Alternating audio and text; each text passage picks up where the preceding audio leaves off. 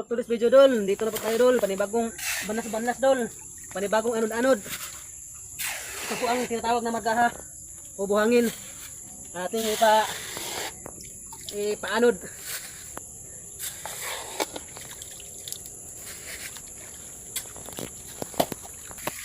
Ito na dol, ato niyong ipadaloy na natin dol ang margaha.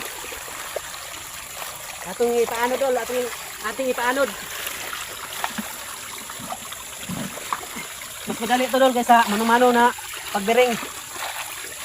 Mas madali itong